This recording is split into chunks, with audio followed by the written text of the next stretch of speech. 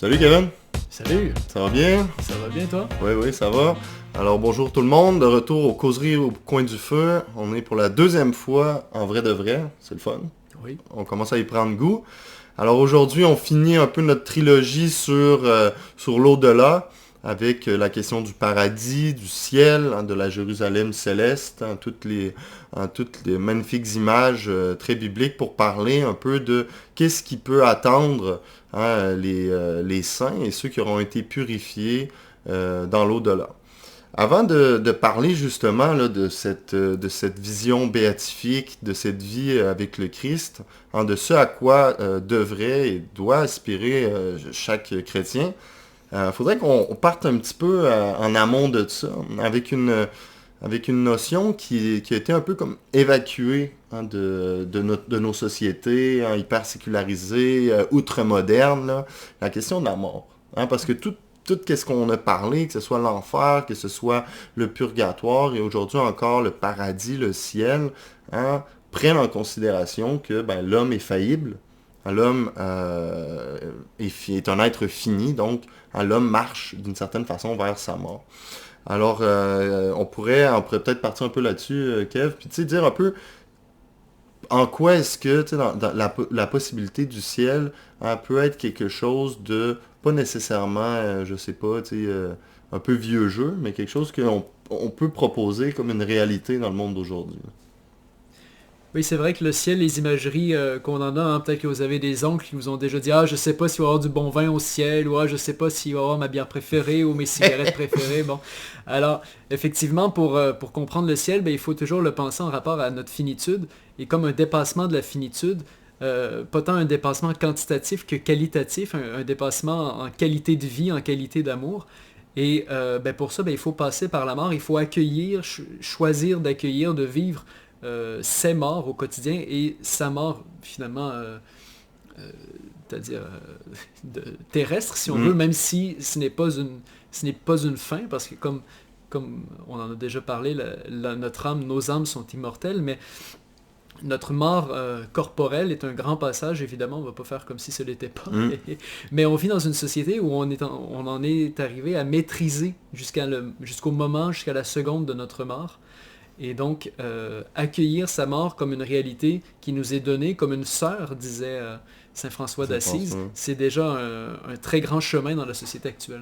Oui. Ouais, exactement. Puis je crois juste, tu sais, je crois qu'un peu la mission des chrétiens aujourd'hui, c'est justement, tu sais, de représenter, dans le sens de présenter à nouveau hein, l'importance de la mort. Hein. On sait que dans le christianisme, notamment primitif, on reprenait cette maxime stoïcienne, hein, memento mori, non? Rappelle-toi que tu vas mourir, puis il y a des représentations, beaucoup de saints, je pense à Saint Jérôme, avec un crâne hein, toujours près d'eux, comme si justement la mort de hein, on pourrait dire cette quotidianité, hein, cette Fréquentation. fréquentation exactement de la mort, hein, c'est ce qui donne d'une certaine façon toute sa force, c'est la pesance, là, tu sais, sa lourdeur à la vie. Hein, tu sais, puis c'est quelque chose qui manque un petit peu tu sais, dans nos sociétés très ludiques. Tu sais, quelqu'un qui parle de la mort, c'est comme quelqu'un qui vient un peu gâcher le party. Tu sais, c'est quelqu'un, moi je le sais avec mes élèves, souvent je parle de ça, je leur dis souvent, tu sais, vous savez, quelque chose qu'on partage tout le monde ici, c'est le fait qu'on va mourir. Hein, et de prendre justement en considération la mort, ben, c'est surtout prendre en considération notre vie. Hein? Puis normalement, il y a un lien à comment est-ce que on va mourir comme on a vécu. Hein? Et d'ailleurs, Saint Jean de la Croix disait, hein, au soir de notre vie, on va être jugé hein, sur l'amour. Et justement, là, l'idée d'amour, hein, cet amour, cette charité dont on a déjà parlé une fois, hein, cette vertu infuse hein, qui nous amène, qui nous donne d'être amis de Dieu, hein, amis de Dieu, amis des hommes, et par laquelle justement il y a une très belle image de Von Balthasar sur la croix. Hein, la croix justement et cette union hein, de la transcendance dans le versant vertical et de l'immanence, de l'horizon sur l'horizontale de la croix, en laquelle Jésus vient vraiment faire cette union. Et c'est cette croix-là, d'ailleurs, c'est la mort du Christ qui est celle qui nous montre comment vivre. Hein, c'est cette idée-là, je pense, vraiment de la croix qui vient aider, vient comprendre. Puis je pense que tu vas être d'accord avec moi, hein, c'était d'ailleurs l'évangile dimanche dernier, hein, du Christ roi de l'univers. Hein, Christ roi de l'univers, et c'est quoi l'évangile? L'évangile, c'est la crucifixion. Et à la fin de la crucifixion, hein, on a le bon larron. Hein, c'est quoi le nom du bon larron? Je sais que dans la tradition, on lui donne un nom. Dismas. Dismas, hein, qui dit à Jésus, hein, Seigneur, rappelle-toi de moi quand tu seras dans ton royaume. Et Jésus lui répond, hein, aujourd'hui, je te le dis aujourd'hui même, hein, tu seras avec moi dans le paradis. Alors là, je pense qu'on peut rentrer, hein, rentrer dans ce lien-là, justement, l'idée de le paradis, on sait que Dieu est amour. Donc, le paradis doit avoir cette dimension-là aussi de charité. Absolument. D'ailleurs, plusieurs auteurs spirituels parlent de la vie comme d'une école pour aimer, pour dilater notre cœur et donc nous préparer. Hein, une œuvre de dilatation, une œuvre d'ouverture dans l'amour, une œuvre d'extase, de sortie de soi en quelque sorte, sortie de l'égoïsme, pour apprendre à le vivre pleinement finalement dans la vie éternelle, dans le ciel, dans le paradis, au royaume céleste. Il y a plein d'images qui sont données dans la Bible, au banquet éternel. Et d'ailleurs, au Moyen-Âge, on parlait de l'ars moriendi des chrétiens, l'art de mourir à la suite du Christ. Et il y a là quelque chose qui est à redécouvrir aujourd'hui, certainement. L'art de mourir soi-même, d'apprendre à mourir au quotidien, le soir, pourquoi pas avant de se coucher. Seigneur, Père, entre tes mains, je remets mon esprit. Mais aussi d'apprendre à accompagner les autres dans leur mort. Certainement. Hein, cet art de mourir pour bien vivre, dans le fond, cet art d'aimer. Puis, vraiment, il y a dans cette... dans le fond, quand on parle du paradis, en quoi est-ce que le paradis devient quelque chose, ou la vie éternelle devient quelque chose de concret dans la vie de tous les jours? Hein, c'est justement quand on croit que le paradis, la vie éternelle, vient comme pointer, hein, c'est comme de l'éternité qui jaillit dans notre monde, hein, dans notre monde temporel, dans notre temps chronique un peu, hein, où que tout le monde fait ses trucs. Puis à un certain moment, justement, c'est comment est-ce qu'on est capable de glorifier le temps? Ben, c'est avec l'amour. Hein, que cet amour-là est cet amour qui toujours grandit. Hein, l'amour, si justement il y a bien quelque chose qui n'est pas ennuyeux dans la vie, c'est l'amour. Quand on aime réellement quelqu'un, on l'aime toujours de plus en plus, malgré les épreuves, malgré les difficultés, malgré même les tromperies, les trahisons des fois. Hein. S'il y a quelque chose comme le Cantique des Cantiques dit, hein, l'amour est fort comme la mort, des fois on dit même être plus forte que la mort. Hein, c'est justement que l'amour est ce qui est capable de toujours prendre plus d'expansion. Puis on peut penser justement que le ciel, hein, pour rentrer un petit peu plus directement dans qu'est-ce que le catéchisme de l'Église dit par rapport au ciel. Hein. J'ai sorti ici, là, c'est le numéro 10-24.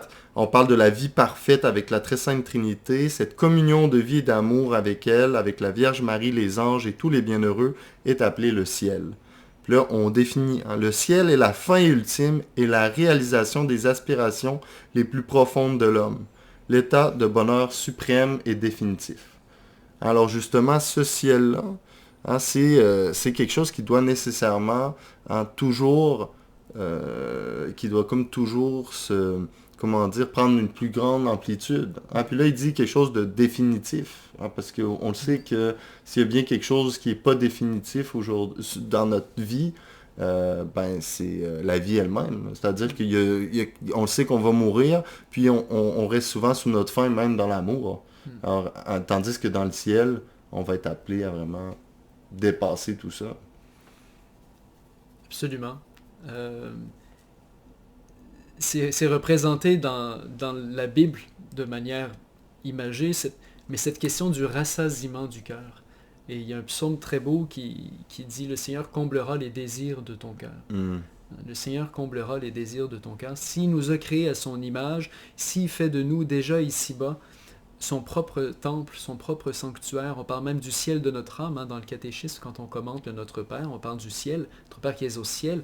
Le catéchisme rappelle, oui, le ciel, mais le ciel, il est en toi aussi. C'est-à-dire que dans la foi, déjà, tu as la vie éternelle, comme dit Jésus dans Saint Jean, au chapitre 5, il le dit au temps présent.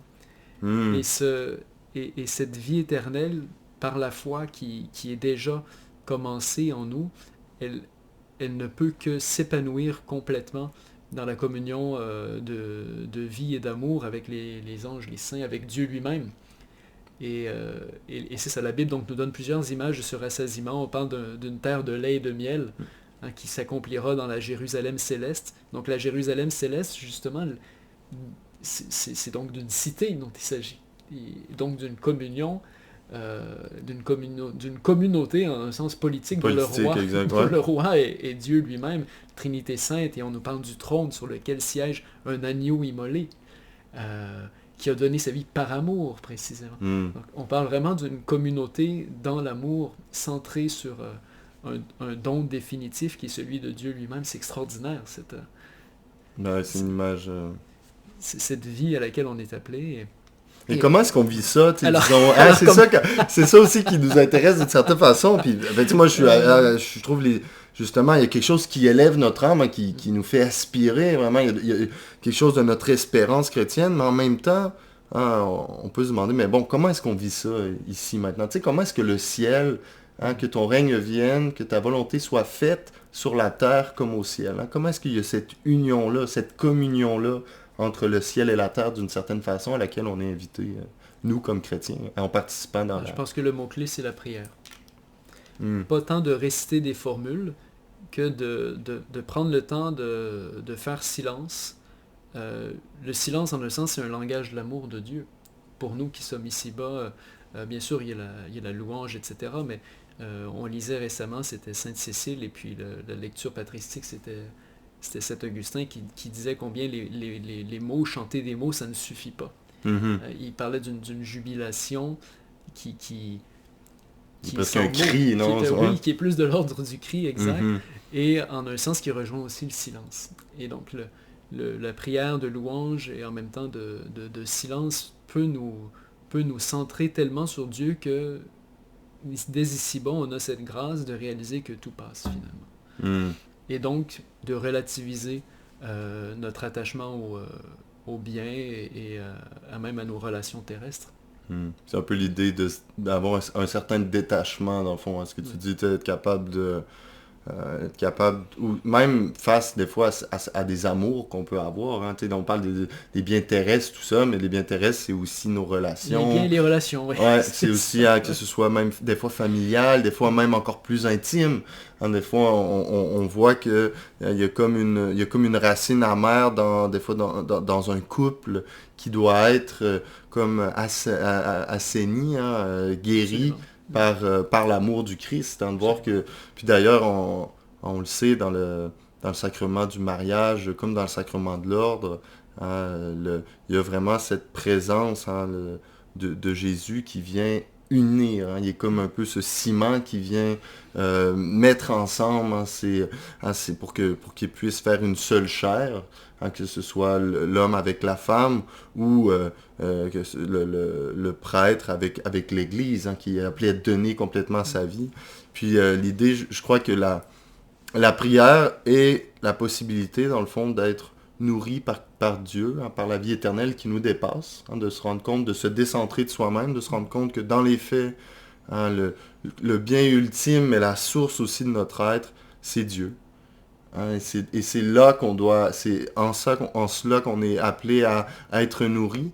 Et c'est ce qui nous permet justement de rentrer dans la dimension de la croix, hein, dans cet amour, dans ce sacrifice qui est pas le sacrifice, comment dire, presque un sacrifice, je dirais presque héroïque, quelque chose de comme de l'ordre là, de quasiment de 300 ou des Spartiates, quoi.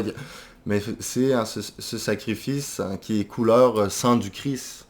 Hein, ce sacrifice, comme disait Tertullien. Qui est plein de douceur.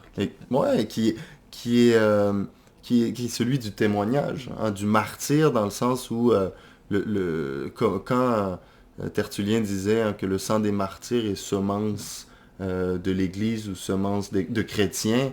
Ben c'est ça témoigner. C'est ne pas répondre au mal par le mal, c'est de voir en son ennemi Jésus-Christ quelque chose qu'au final impossible à faire par nos propres forces, ça c'est sûr. Je pense qu'on n'y penserait même pas si c'était juste de nous. Ben exactement, je veux dire c'est impossible, là. C'est impossible. Et dans ce sens-là, tu vois, c'est ça que Jésus-Christ nous demande à faire. Et là, il y a le ciel, tu vois, il y a quelque chose qui nous, je pense, qui nous dépasse. Tu dis ça à quelqu'un aujourd'hui, là, tu te fais insulter, il y a le ciel. Là. Dans le fond, l'amour est plus fort que la mort. C'est ça, dans le fond, c'est ça le message, et c'est ça le ciel. C'est de voir que l'amour, c'est pas juste accepter, tolérer, mais l'amour est une force et est une action, et pas simplement un sentiment. Oui, absolument, oui, ça c'est sûr. Et dans l'abandon, il y a quelque chose d'actif.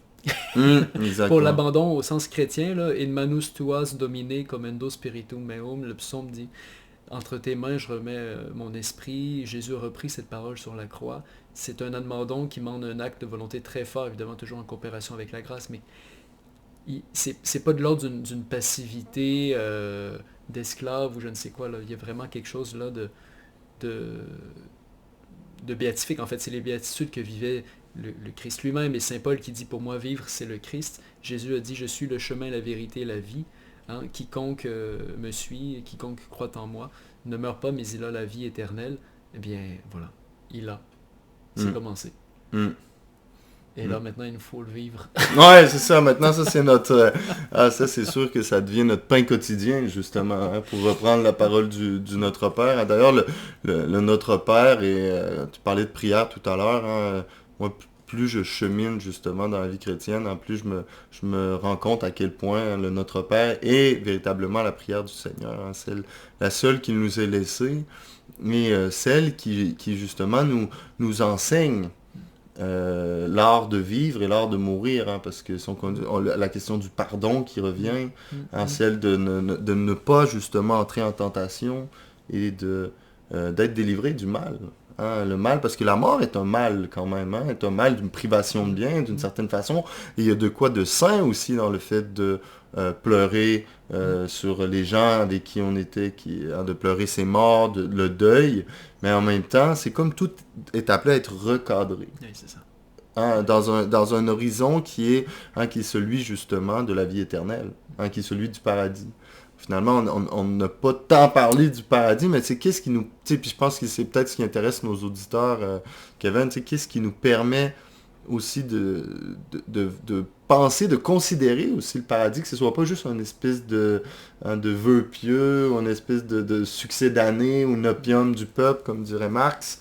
C'est que justement, c'est que le paradis est une réalité qui, s'il ne commence pas maintenant, ne commencera jamais.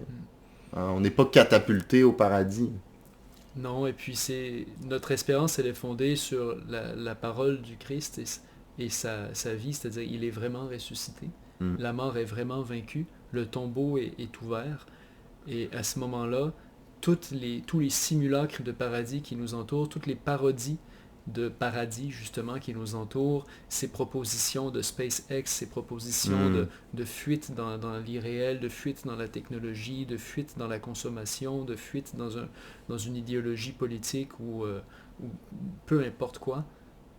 En fait, c'est pas ça qui nous libère. Ce qui nous libère, c'est de connaître notre fin, notre finalité, qui est d'être avec le Seigneur en communion, dans un temps qui est plus le nôtre, dans une lumière qui est autre que la nôtre, dans une modalité d'être qui est autre que la nôtre, et pourtant là, il y aura une plénitude, et c'est ce qui permet, je crois, au quotidien, quand on y croit fermement, à cet article de foi du Credo, qui est le dernier, je crois à la vie éternelle. Je crois que si on y entre sérieusement dans cette finalité, qu'on s'y accroche, peu importe ce qui nous arrive dans la vie, dans les maladies, dans les ruptures, dans les trahisons, comme on disait, là je crois que non seulement on peut tout traverser, mais qu'on a là la clé du bonheur terrestre déjà, dans les persécutions, dans les insultes, etc. Parce qu'on est attaché à une réalité qui, elle, ne passera jamais. Mm. Puis aussi, je crois qu'il y a quelque chose de très important, là, pour reprendre un peu ce que tu disais, hein, tu sais, un peu les aliénations là, dans lesquelles on peut se sentir attiré ou tenté. Euh, c'est aussi, tu sais, quand les gens décèdent, euh, aujourd'hui, c'est comme si la mort, justement, hein, puisqu'on dit que la mort, on n'en parle plus vraiment, c'est comme si la mort surprend. Hein, moi, j'ai vu des gens, là, ils ont quelqu'un décédé dans leurs proches, là, il est complètement détruit, Mm. hein, dans le fond, parce que c'est comme si, justement, on vivait comme si on n'allait jamais Mm. mourir. Mm. Hein, puis aussi, on Mais c'est tout se, le mythe de la jeunesse perpétuelle bah ouais, exact. à laquelle tous, après laquelle tous courent ici-bas. Là. Exactement, mais aussi c'est que dans le fond, derrière ça, il y a quand même un grand mensonge de notre culture.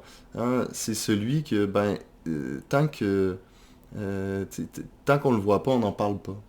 Hein, puis tout à l'heure, je te disais, je lisais un peu et qu'est-ce qui m'est ressorti, c'était une citation de Baudelaire, hein, le poète maudit, hein, sur Baudelaire dans un de ses poèmes qui s'appelle le joueur généreux. Hein, le joueur généreux, hein, c'est son Altesse le diable qui parle avec d'autres petits démons, je crois, et il dit: Une fois j'ai eu peur quand j'ai entendu un prêcheur un peu plus allumé que ses confrères dire attention mes frères, hein, faites attention quand vous entendez parler du progrès des Lumières, hein, et n'oubliez jamais que la plus belle des ruses du diable, c'est de vous faire croire qu'il n'existe pas.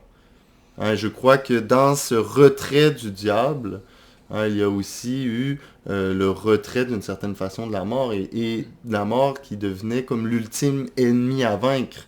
Aujourd'hui, on peut contrôler les, euh, comment je pourrais dire, les détails de notre mort. On peut même la faire advenir. Hein.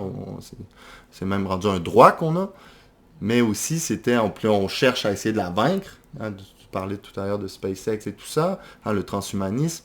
Mais dans le fond, ce qu'on sait, c'est que c'est par le péché, hein, nous dit les Écritures, c'est par le péché que la mort est entrée dans le monde. Hein, et c'est par le diable que le péché, hein, est arrivé. Et justement, plus que le diable s'est retiré, et parler de ça, même là, n'importe qui écoute ça et il dit, bon, ces deux gars, ils parlent du diable, n'importe quoi, c'est n'importe quoi le diable. Hein, mais dans les faits, justement, je crois qu'une des actions les plus, comment dire, frappantes du diable, hein, c'est le fait qu'il ait réussi aussi à banaliser, sortir la mort de nos vies. Hein, et il y a quelque chose de très triste avec ça. Oui, parce que le diable, sa plus grande machination, en un sens, c'est de nous laisser croire qu'il n'y a que nous, en fait. Mhm. Et donc à ce moment-là, ben, il n'y a pas de combat spirituel. On n'est que nous-mêmes avec notre finitude qu'on va essayer soit de vaincre de manière irréaliste et en fait aliénante, Mhm.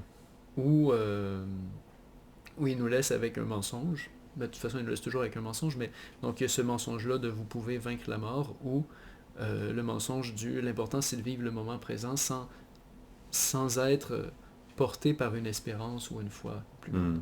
Mhm. Non, c'est vraiment ça. Je crois que justement, le but ici, hein, pour nous, le but comme chrétien, c'est pas d'en rester là. Hein, parce que peut-être des dangers qu'il y a eu un peu dans une tradition un petit peu plus puritaine, un petit peu plus, disons, mortifiante, c'était de là à trop mettre de l'avant cette question de la mort, comme ça, de faire son salut. Hein, tu sais, aujourd'hui, c'est ça, tu sais, les vœux du jour de l'an, tu sais, dans le temps, non, la santé, puis le paradis à la fin de tes jours. Hein? Aujourd'hui, tu vois, ce langage-là est désuet, peut parler à deux, trois personnes qui, encore un peu pris dans une religiosité naturelle, mais hein, pour nos contemporains, qu'est-ce qu'il faut leur dire? C'est justement, oui, le fait d'être capable d'une certaine façon, reconnaître et de voir sa mort nous amène à une espérance qui est plus grande.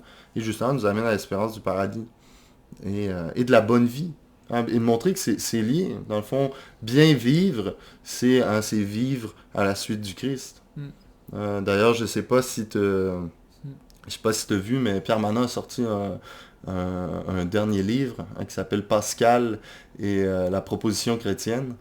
Et Pascal aussi est un grand penseur, hein, de la finitude de l'être humain. Et j'écoutais justement Manan discuter avec Finkielkraut sur le livre à France Culture. Mais ce que je trouvais très intéressant dans la proposition de Manan, c'était de dire à quel point aujourd'hui on ne peut plus rien proposer. Hein, et la proposition chrétienne est inaudible et irrecevable parce qu'il faut nécessairement, en proposant quelque chose, en proposant, exemple ici, le paradis, hein, on fait un choix et on fait un tri aussi. Hein. Mais c'est ça qui est important aussi et je crois que c'est ce que le paradis montre, c'est qu'il y a vraiment un choix à faire, un choix pour la vie ou un choix pour la mort. Hein, et que ce choix soit implicite ou explicite, hein, la conclusion reste la même, le résultat reste le même. La vie éternelle ou la mort éternelle. Alors sur ces paroles, en tout cas on espère que vous puissiez quand même voir, hein, les chers auditeurs, dans cette causerie sur le ciel, sur le paradis, sur la Jérusalem céleste, le banquet aussi. Hein, d'ailleurs, ce banquet qui a été entamé, préfiguré par l'Eucharistie, hein, par la dernière scène, on puisse voir justement cette préfiguration, nous aussi, de c'est quoi la vie à laquelle on est vraiment invité, dans le fond. Et voilà. Alors, c'est tout. Quelque chose à rajouter, Kevin? Voici que je mets devant toi la vie et la mort, choisis donc la vie. Je dis oui à la vie. C'est bon, Kevin, alors on se revoit la semaine prochaine, soit en vrai, soit en pas vrai, en tout cas. Ça reste à voir. Sans mensonge.